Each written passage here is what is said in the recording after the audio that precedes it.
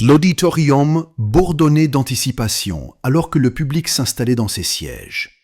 Au centre de la scène se tenait le pundit Mahavir Dutt, un érudit hindou respecté avec des décennies de connaissances théologiques. Sa posture était calme mais ferme. Une aura de fierté et de conviction émanait de lui. En face de lui se tenait une jeune femme musulmane nommée Rimsha. Vêtue modestement, son visage ne montrait aucun signe de peur, seulement une confiance calme. Le pundit Mahavir se pencha légèrement en avant, sa voix stable mais remplie de défis. « Jeune fille, dit-il, vous affirmez que l'islam détient la vérité. Aujourd'hui, je vous présente un test sincère. Si vous ne parvenez pas à me convaincre par votre raisonnement, alors, devant tout ce public, vous devrez boire de l'urine de vache que nous considérons comme sacrée et purificatrice. Mais si vous réussissez à toucher mon cœur et mon esprit avec la vérité, je vais embrasser l'islam ici même devant tous. » Des soupirs, des murmures et des chuchotements stupéfaits se répandirent dans la salle. Les enjeux étaient clairs. Rimsha ne fléchit pas. Sa voix était respectueuse mais inébranlable. « Pindi, j'accepte votre défi, mais avant de commencer, je demande seulement une chose. Êtes-vous ici pour chercher la vérité avec un cœur ouvert ou simplement pour gagner un débat ?» Le pindi Mahavir hocha légèrement la tête. « Si la vérité m'est révélée, je ne la nierai pas. Je suis un homme de principe. » Le modérateur signala le début du débat. « Commençons par les fondements. Croyez-vous qu'il existe un créateur suprême qui gouverne toute l'existence ? » « Oui, » répondit Mahavir. « Nous croyons en une force divine exprimée à travers de nombreuses formes, avatars, divinités et symboles qui rendent le culte plus accessible à l'esprit humain. » Rimsha répondit. Et là se trouve notre première divergence. Si Dieu est infini, illimité et au-delà de la forme humaine, alors le limiter à des idoles contredit sa propre nature. L'Éternel peut-il être contenu dans une statue? Mahavir leva un sourcil. Mais les idoles sont des outils. Les débutants ont besoin de quelque chose sur quoi se concentrer. Ce sont des aides visuelles pour les spirituellement non formés. Rimsha se pencha légèrement en avant. « Accepteriez-vous que cela soit plus culturel que scriptural, car vos propres textes sacrés, comme le Yajurveda 32.3, affirment clairement qu'il n'y a pas d'image de lui. Même les Upanishads résonnent avec cela. Natasha Pratima Asti. Il n'y a pas de ressemblance de lui. Cela ne s'oppose-t-il pas directement au culte des idoles ?» Le public tomba silencieux. Mahavir hésita, visiblement en train de traiter l'argument. Rimsha continua. « Permettez-moi d'offrir une analogie. Si quelqu'un voulait vous remercier chaque jour mais ne connaissait pas votre visage, alors il dessina un cafard et dit « Merci Mahavir. Vous sentiriez-vous honoré ?» Un rire parcourut le public. « Bien sûr que non, » dit Mahavir. « Ce serait absurde. »« Exactement, » répondit Rimsha. « Si les humains ne savent pas à quoi ressemble Dieu, pourquoi créer une image du tout? Pourquoi ne pas diriger notre culte uniquement vers le Créateur invisible, sincèrement, sans invention ?» Un silence pesant tomba sur la salle. Le raisonnement de Rimsha portait ses fruits. Le débat n'était plus une question de religion contre religion, mais une conversation sur la vérité contre la tradition. Rimsha tenait bon, ses yeux fixes, sa voix inébranlable. Certaines personnes disent que les idoles ne sont qu'une étape pour les débutants. Mais je demande, la vérité ne devrait-elle pas être enseignée dès le début, peu importe sa simplicité ou sa complexité? Vous ne pouvez pas enseigner à un enfant que 2 + 2 = 5 et ensuite vous attendre à ce qu'il comprenne là. Si Dieu n'a pas d'image, alors pourquoi commencer par une? Quelques têtes dans le public hochèrent la tête. Même certains des partisans de Mahavir semblaient pensifs. Mahavir répondit lentement. « Nos sages enseignent que les idoles ne sont pas Dieu en elles-mêmes. Elles ne sont que des représentations, un moyen pour l'esprit de se connecter. Mais les gens les traitent-ils vraiment comme de simples représentations ?» demanda Rimsha doucement. « Ou bien s'inclinent-ils? Offrent-ils de la nourriture, des guirlandes, des prières, et demandent-ils des miracles? Ce n'est pas un respect symbolique, c'est un culte, La frontière est franchie et l'objet remplace le créateur dans l'esprit des gens. Un silence s'installa dans la salle. Rimsha prit une respiration. Disons que quelqu'un croit que Dieu est partout, dans la rivière, dans un arbre, dans une pierre. Cela peut sembler poétique, mais logiquement, si Dieu a créé quelque chose, cela rend-il la création divine? Si j'admire une peinture, est-ce que je tombe amoureux de la toile ou de l'artiste? Mahavir sourit faiblement, mais ne dit rien. Rimsha continua. Même si l'on dit qu'il se concentre sur le divin à travers les idoles, je dois demander, pourquoi le Tout-Puissant aurait-il besoin d'objets fabriqués par l'homme pour entendre les prières? Si Dieu a créé l'univers, le temps et la vie, a-t-il besoin d'une statue pour comprendre notre dévotion? Un homme dans le public murmura à la personne à côté de lui. Elle a raison. Les mots étaient doux, mais Rimsha remarqua le changement d'humeur. Elle ne débattait pas seulement, elle éveillait les consciences. Elle ajouta, « En islam, nous tournons nos visages 5 fois par jour, non pas vers une statue, non pas vers une image, mais vers la direction de la prière. Et pourtant, nos cœurs sont concentrés au-delà. Dans cette direction, il n'y a pas de forme, pas d'idole, seulement une soumission sincère. N'est-ce pas un niveau de connexion supérieur? » Mahavir, maintenant visiblement plus réfléchi, répondit « Mais les gens ont besoin de quelque chose de familier, quelque chose avec lequel se lier. Le culte sans forme peut sembler distant. » C'est vrai pour certains, reconnut Rimsha, mais la véritable connexion n'est pas dans la forme, elle est dans la sincérité. Une personne aveugle peut aimer profondément sa mère sans jamais voir son visage. L'amour ne nécessite pas la vue, il nécessite la vérité. Le public était assis en silence, absorbant ces mots. Rimsha cita alors une fois de plus « Vos écritures se réfèrent à l'être suprême comme Nirguna, sans qualité, sans forme.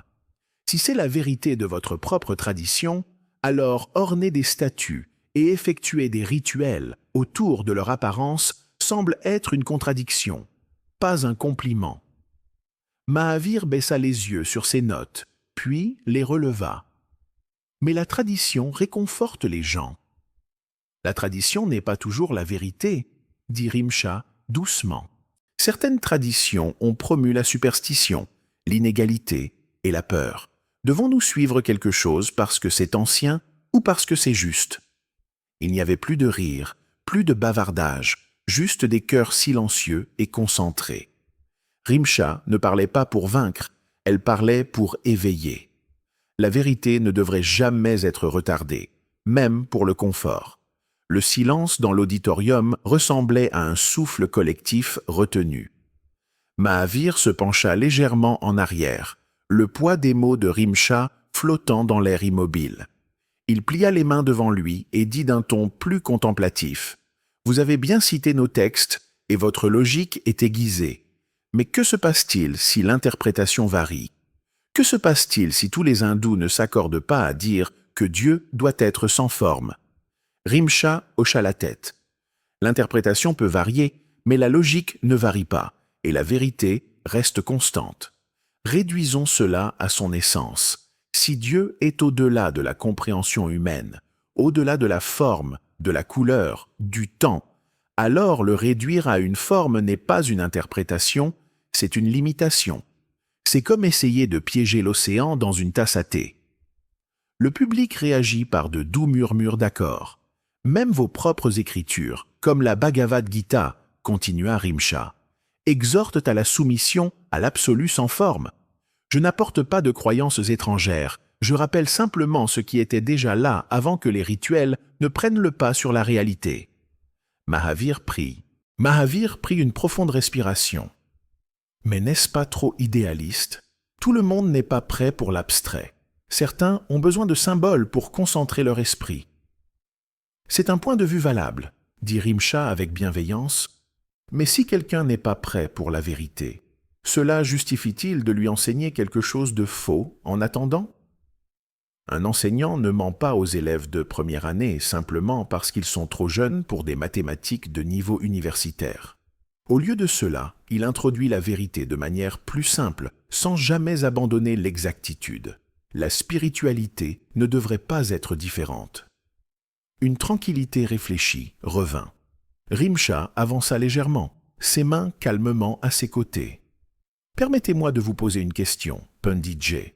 Lorsque vous vous inclinez devant une idole, croyez-vous que l'idole elle-même entend vos prières ?»« Non, » répondit Mahavir. « Elle représente le divin.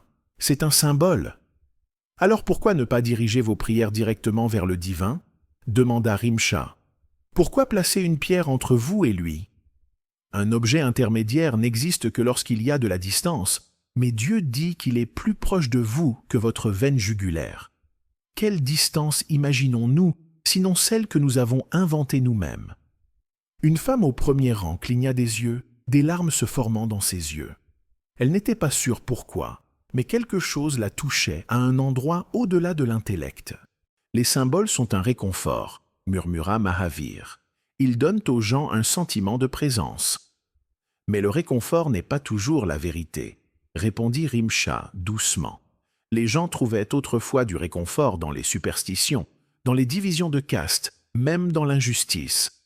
L'histoire est pleine d'exemples où la tradition a réconforté, mais a aussi corrompu. Mahavir resta silencieux. Rimsha recula, laissant.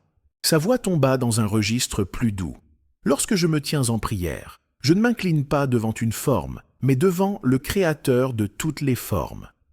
Je ne demande aucune idole, je n'ai besoin d'aucune peinture. Je rends simplement mon cœur, mon esprit et mon âme à celui qui m'a créé. » Sa voix tremblait, non pas de peur, mais de sincérité. « Vous avez demandé si le culte des idoles est erroné. Je ne parle pas pour insulter qui que ce soit, je parle pour éveiller. Si vos propres écritures disent que Dieu n'a pas de ressemblance, alors enlever les images n'est pas rejeter la tradition, c'est honorer la révélation. » Le modérateur fit signe que le tour touchait à sa fin. Mahavir leva lentement les yeux, visiblement ému. « Vous m'avez fait réfléchir, » dit-il doucement. « Pas réagir, ce qui est rare. » Des applaudissements polis suivirent, mais ce n'était pas une routine, c'était réfléchi, lourd de sens.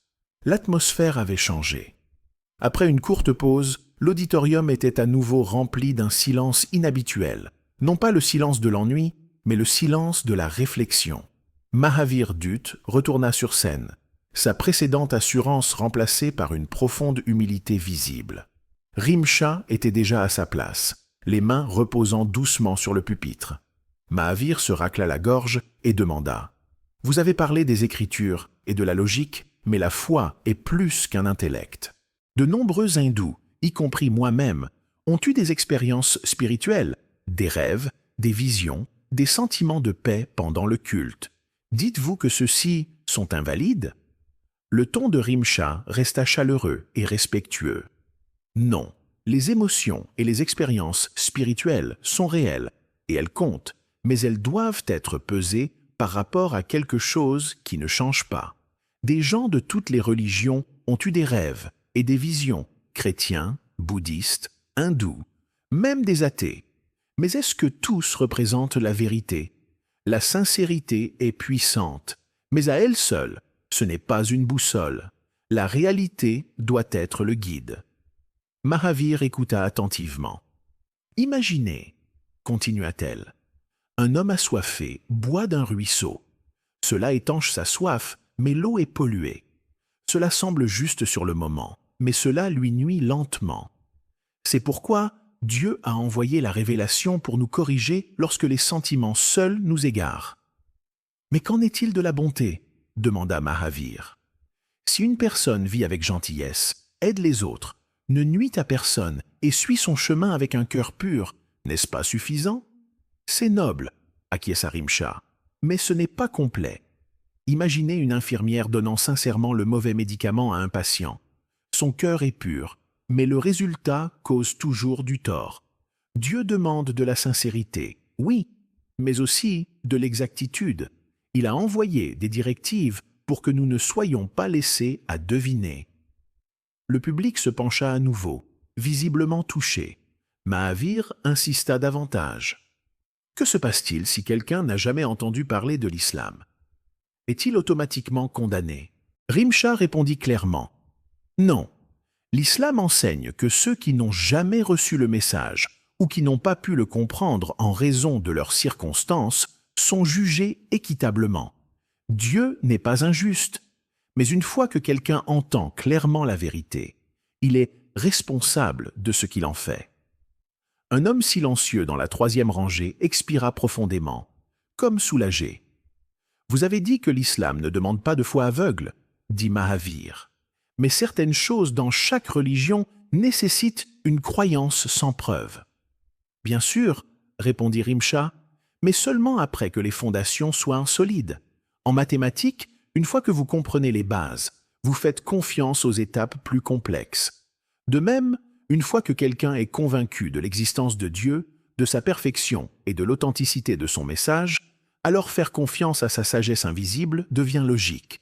La foi et la raison marchent ensemble. Il y eut une longue pause, puis Mahavir demanda « Et quel est, selon l'islam, notre but ?» Les yeux de Rimsha s'adoucirent. Adorer le Créateur, servir l'humanité, faire grandir nos âmes. Cette vie n'est pas une punition ni un accident, c'est un test. Chaque joie est un cadeau, chaque difficulté une leçon. Nous ne faisons pas que vivre, nous nous préparons pour l'éternité. Le public était de nouveau silencieux, non pas par incrédulité, mais par la beauté de ses mots. Rimsha sourit doucement. L'islam ne nous enseigne pas à craindre la mort, il nous enseigne à vivre avec sens. Le tour se termina, mais les cœurs restèrent émus. Le dernier tour commença. Les lumières s'assombrirent, légèrement. Personne dans le public ne regardait son téléphone. Les carnets étaient ouverts, les respirations retenues.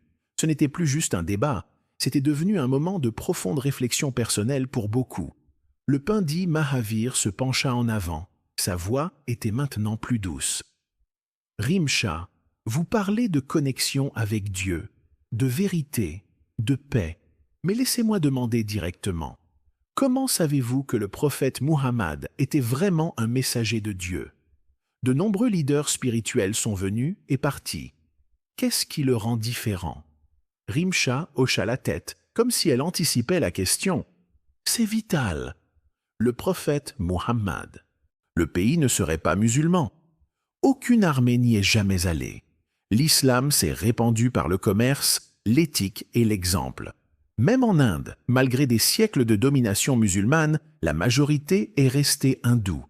Si l'islam avait été imposé, cela n'aurait pas été possible. » Mahavir murmura. « Mais il y a des punitions sévères dans la loi islamique, comme couper la main d'un voleur. » Rimsha répondit calmement. « La véritable justice en islam n'est pas une punition aveugle, elle est entourée de couches de conditions. Le vol doit être d'une valeur significative, pas par besoin, éprouvé par des preuves. Si quelqu'un a faim ou est désespéré, aucune punition n'est appliquée. Le but n'est pas la cruauté, c'est la dissuasion. Dans les endroits où la loi islamique est appliquée équitablement, la criminalité chute de manière spectaculaire. » Le public écoutait attentivement. Mahavir demanda ensuite « Et qu'est-ce qui vous a le plus touché personnellement dans l'islam » Rimsha prit une profonde respiration. Le concept de Dieu, ni masculin, ni féminin, n'ayant pas besoin de repos ou de nourriture, n'étant pas partie de la création, n'étant pas limité par l'espace ou le temps, un Dieu qui est plus proche que votre propre battement de cœur, qui connaît votre peine même lorsque vous ne pouvez pas l'expliquer. Cette intimité sans image ni statut a tout changé pour moi. Elle regarda directement Mahavir. Vous avez parlé de la peur du changement, oui. Beaucoup de gens hésitent même lorsqu'ils voient que la vérité.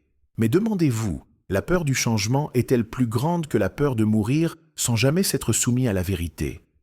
Mahavir resta silencieux. Rimsha insista une dernière fois. L'islam n'efface pas votre identité. Il l'accomplit. Vous ne devenez pas arabe. Vous n'avez pas besoin d'un nouveau nom, à moins que le vôtre n'ait une mauvaise signification. Vous revenez simplement à votre nature originelle, la soumission à un Dieu. C'est ce que signifie l'islam. Soumission pas répression. Et comment devient-on musulman? Demanda Mahavir avec sincérité. Rimsha répondit, en disant, je témoigne qu'il n'y a pas d'autre Dieu qu'Allah et que Muhammad est son messager. C'est tout.